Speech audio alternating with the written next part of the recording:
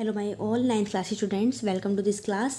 आपकी मैम आपका वेलकम करती है इस क्लास में और आपको समझाएंगी क्वेश्चन नंबर 4 एक्सरसाइज 9.2 से। ठीक है, चैप्टर नेम आपका सर्किल है। देखिए, if a line intersects two concentric circles, अगर कोई लाइन दो कंसेंट्रिक सर्किल्स को इंटरसेक्ट करती है। ठीक है, ये लाइन है आपकी, ये दो कंसेंट्रिक सर्किल्स हैं आपके। ठीक है, कंसेंट्रिक सर्किल्स स्टूडेंट्स क्या होते हैं? जब एक सेंटर के अंदर, एक सर्किल के अंदर दूसरा सर्किल बना हुआ होता है और दोनों सर्किल के जो सेंटर हैं वो बिल्कुल सेम होते हैं स्टूडेंट, तो उन दोनों सर्किल्स को फिर हम कंसेंट्रिक सर्किल्स बोलते हैं। तो क्वेश्चन कह रहा है आपसे, ये जो लाइन है ना, ठीक है, वो इन दोनों कंसेंट्रिक सर्किल्स को पॉइंट ए, ठीक है, point A B C D पर इंटरसेक्ट करती है, यानी कि काटती है। तो आपको प्रूव करना है स्टूडेंट, ए बी की जो लेंथ है स्टूडेंट वो सी डी की लेंथ के बराबर है। A B is equal to C D आपको प्रूव करना है। तो स्टूडेंट सबसे पहले हमने गिवन में नोट किया, both circles have same centre. ठीक है, दोनों सर्किल्स का बिल्कुल जो सेंटर है वो सेम है।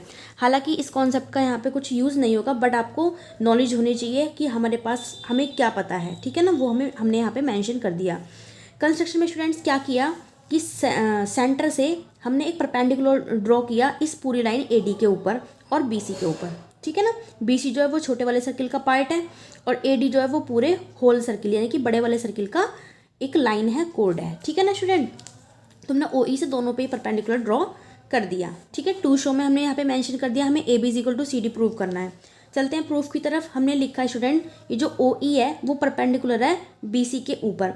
तो स्टूडेंट देखिए कॉन्सेप्ट क्या यूज़ हुआ है यहाँ पे, जब हम परपेंडिकुलर ड्रॉ करते हैं सेंटर से किसी कोड के ऊपर तो वो उस कोड को बाइसेक्ट कर देता है। बाइसेक्ट का मतलब होता है स्टूडेंट दो बराबर हिस्सों में बांटना, टू इक्वल पार्ट्स में डिवाइड करना। ठीक है, तो जब ओ ई बी सी के ऊपर परपेंडिकुलर है तो वो इसको बाइसेक्ट कर देगा बी सी को टू इक्वल पार्ट में, B E is equal to C E में।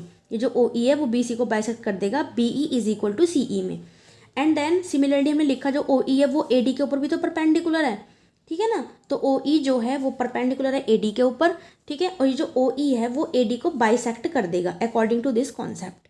ठीक है ना, कि जब सेंटर से परपेंडिकुलर होता है तो कोड को बाइसेक्ट कर देता है जिस कोड के ऊपर वो होता है परपेंडिकुलर। ठीक है, तो यहाँ पे ओ ई जो है वो ए डी के ऊपर परपेंडिकुलर है, इसको बाइसेक्ट कर देगा टू इक्वल पार्ट्स में, A E is equal to D E में।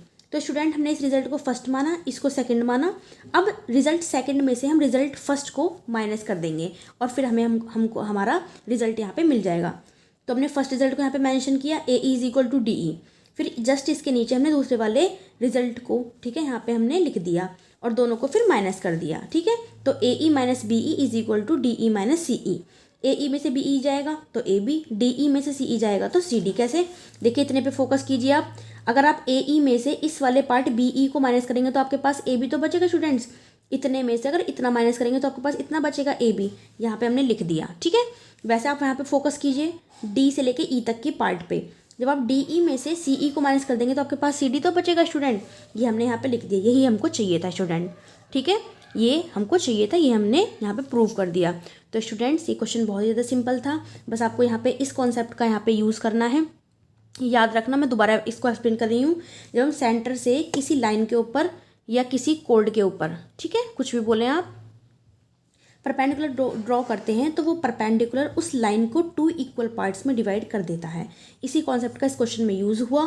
तो स्टूडेंट्स इस क्वेश्चन की आप 1 से 2 बार प्रैक्टिस ज़रूर करें, अच्छे से कि कॉन्सेप्ट को समझकर लिख कर देखें 1 से 2 बार अपनी नोटबुक में अच्छी तरीके से। ठीक है स्टूडेंट्स, तो मैं आपसे प्रॉमिस करती हूँ कि आपको डेफिनेटली समझ में आ जाएगा इसका कॉन्सेप्ट और ये पूरा का पूरा अच्छे से क्वेश्चन। ठीक है स्टूडेंट, ऐसे ही अपने पूरे 9th क्लास मैथ्स की प्रिपरेशन मेरे साथ करते रहें। ठीक है students, okay, thank for watching this class and best of luck for your study.